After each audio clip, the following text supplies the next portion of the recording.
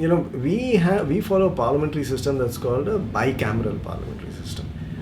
So our national parliament has two houses, and what do I mean when I say we have two houses of parliament? If you have ever looked at the proceedings of parliament, you'll notice that there's a house which is decorated in red. It has a red carpet. The seats, the upholstery on the seats is red. That's Rajya Sabha. And then we have another house which is called Lok Sabha, and the colors there are green, the seats are green, the carpets are green.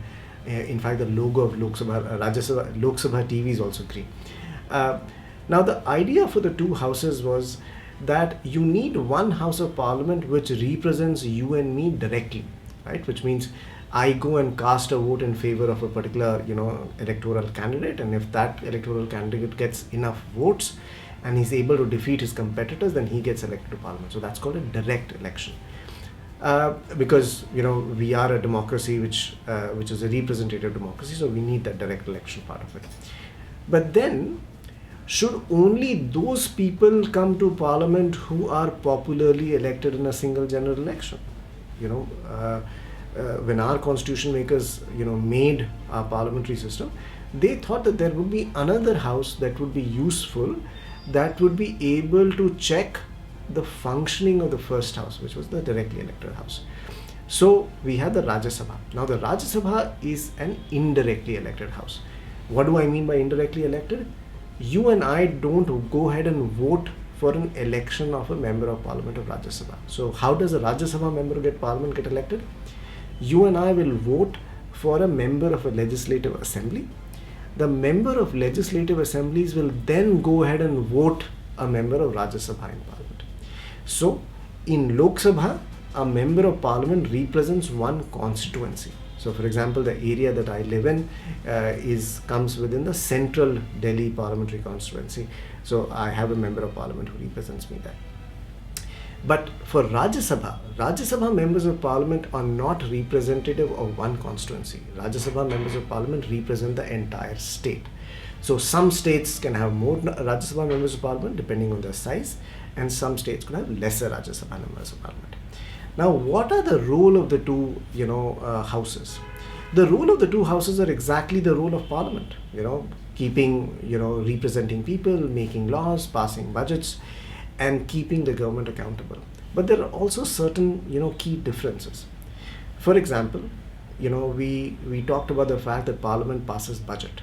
Now the budgetary part of parliament, or the money related matters of the country, are only discussed in the Lok Sabha and are the domain of the Lok Sabha, because it is taxation powers should only be given to elected representatives and not to indirectly elected representatives. But in almost all other aspects, other than another significant one, Lok Sabha and Rajya Sabha, are almost have the same set of powers. Rajya Sabha, does not have powers on the budget, but Rajya Sabha also does not have the power on one other crucial aspect, which is to say as to whether a government will stay in power or fall. Whenever there are general elections that happen, we elect members of parliament for Lok Sabha. And whichever party secures the largest number of seats or a majority of the seats in the house, they or a coalition partner get together and form the government.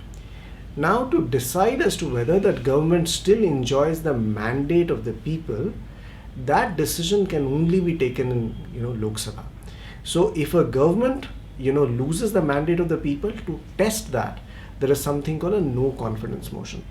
So if a prime minister does not have the support of enough political parties in the house, an opposition party or an allied party can stand up and say we move a no confidence motion, and that no confidence motion to test the majority of the government can only be moved in the Lok Sabha. It cannot be moved in the Rajya Sabha. So that's roughly as to how the division of Lok Sabha and Rajya Sabha happen.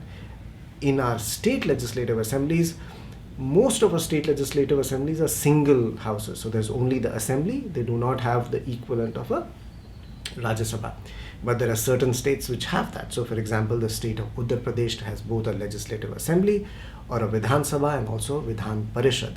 Similarly, the states of Andhra Pradesh, Telangana, Karnataka have both a legislative assembly and a legislative council. Maharashtra also has a legislative assembly and legislative council. Now, The calendar of parliaments and state legislatures is roughly kind of set for throughout the year. So there is a long session of parliament which begins in end of January and continues almost till the first week of May. That's called the budget session of parliament. As the name signifies, this is a session in which the budget of the country is passed. Then parliament takes a little bit of a recess, then it reconvenes back in the third week of July and goes on till about the first week of August. Now this session of parliament is called the monsoon session of parliament.